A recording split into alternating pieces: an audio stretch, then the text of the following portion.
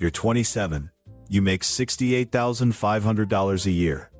You have $18,400 saved. And there's a guy named Derek, 2 floors down in your building. Same job title, same salary, same $68,500. And he's got $2,100 to his name.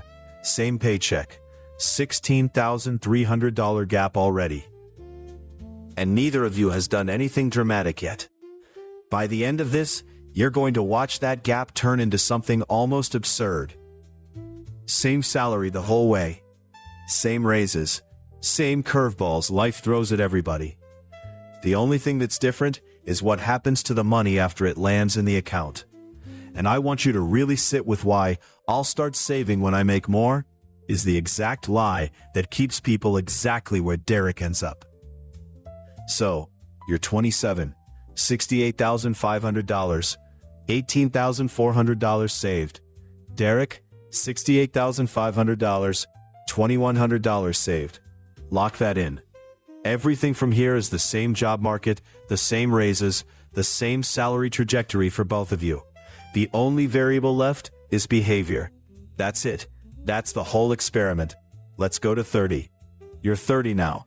You and Derek both got the same raise, 8% over 3 years. Nothing special, nothing either of you earned through some heroic effort. Just the market doing what it does.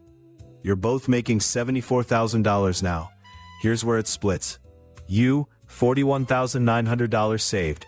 Derek, $1,300 saved, and $4,800 in credit card debt.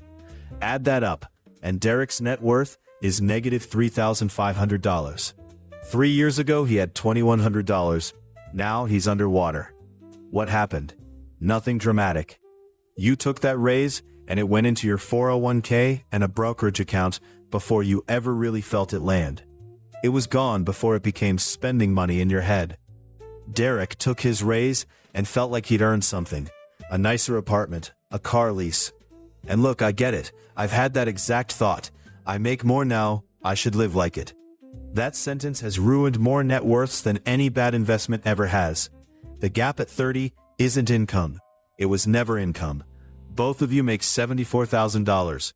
One of you has $41,900. The other has negative $3,500. That's a $45,400 swing on the exact same paycheck. And here's the question worth sitting with. At 30, that gap is basically a car payment. Small, explainable. Does it stay that size, or does it start to compound? 35 is where it stops being small. You're 35. Both of you make $82,000 now, another raise, identical. Nothing external changed for either of you. You, $97,300 saved and invested. Remember that $18,400 you started with at 27?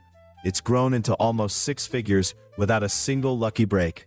No windfall, no inheritance, just consistency. And time doing what time does when you leave it alone. Derek, $6,200 saved, $11,400 in debt. Net worth, negative $5,200. And here's the thing I want to be honest about.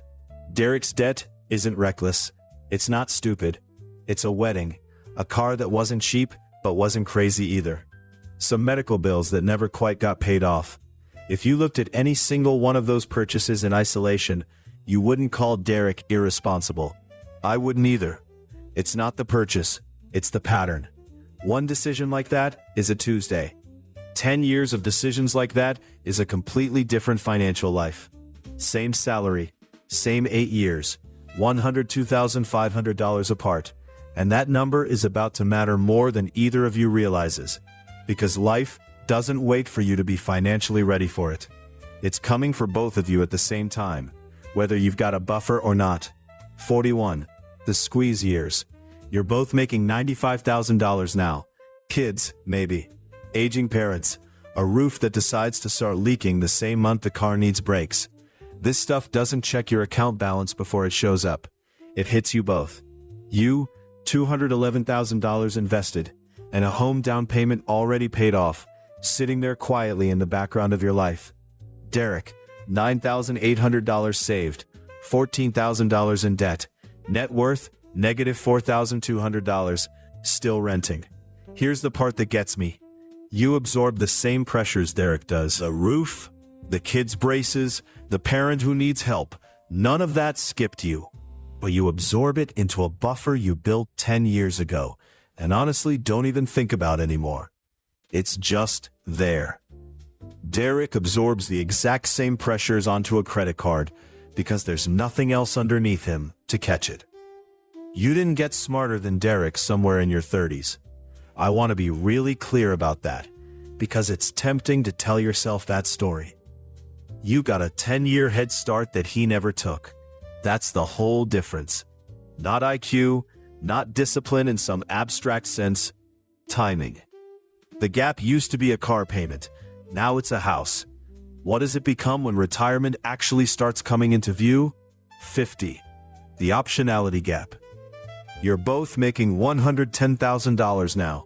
You, $430,000 invested, house paid down, and actual retirement plan sitting on paper with real numbers in it. Derek, roughly $22,000 net worth after finally clearing most of that debt. You're starting to have a conversation Derek can't have yet. Retire at 60, 62, maybe go part-time in your late 50s and just breathe for a while? Derek's having a completely different conversation. His question isn't when can I stop, it's how many more years of full-time work before I can stop worrying. Same salary the entire time, every single raise identical.